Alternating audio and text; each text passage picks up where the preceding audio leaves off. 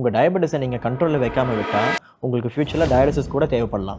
So டயபெட்டிஸ்னால் ஒருத்தங்களுக்கு kidney பாதிப்பு இருக்கான்னு எப்படி ஐடென்டிஃபை பண்ணுறது, கிட்னி பாதிப்பு வராமல் எப்படி ப்ரிவென்ட் பண்ணுறது, இந்த ரெண்டையுமே இந்த வீடியோவில் பார்க்கலாம். சுகர் லெவல்ஸை குட் கண்ட்ரோலில் வைக்கிறது தான் கிட்னி டிசீஸ் வராமல் ப்ரிவென்ட் பண்ணுறதுக்கான சொல்யூஷன். HbA1c <7 அப்படின்னா குட் கண்ட்ரோல்.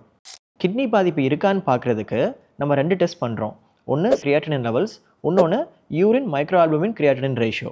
இதில் நம்ம கிரியாட்டினின் லெவல்ஸ் வச்சு கிட்னிஸோட ஃபில்ட்ரேஷன் கெப்பாசிட்டி அதாவது GFR கால்குலேட் பண்ணுறோம். நார்மலாக GFR லெவல்ஸ் 90க்கு மேலே இருக்கணும். GFR லெவல்ஸ் ரெடியூஸ்டாக இருக்குது அப்படின்னா டயபெட்டிஸ்னால ஒருத்தங்களுக்கு கிட்னி பாதிப்பு இருக்குன்னு அர்த்தம்.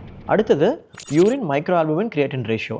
இது கிட்னிஸ்லேருந்து ப்ரோட்டீன் லீக்கேஜ் இருக்கான்னு பார்க்குறதுக்கான ஒரு டெஸ்ட். ஒருத்தங்களுக்கு யூரின் மைக்ரோஆல்புமின் கிரியாட்டின் ரேஷியோ மோர் தேன் 30க்கு மேலே இருந்துச்சுன்னா அவங்களுக்கு ப்ரோட்டீனூரியா இருக்குன்னு அர்த்தம். இந்த டைமில் நம்ம ப்ரோட்டீனூரியா ரெடியூஸ் பண்ணுறதுக்கான மெடிசன்ஸ் அவங்களுக்கு நம்ம கொடுக்கணும். ஏன்னா ப்ரோட்டீனூரியா பர்சிஸ்டண்ட்டாக இருக்கும்போது GFR ஃபாஸ்ட்டாக ரெடியூஸ் ஆகி ஒரு ஸ்டேஜில் பேஷண்ட்ஸ் டயாலிசிஸ் டிபெண்ட் ஆகிடுவாங்க.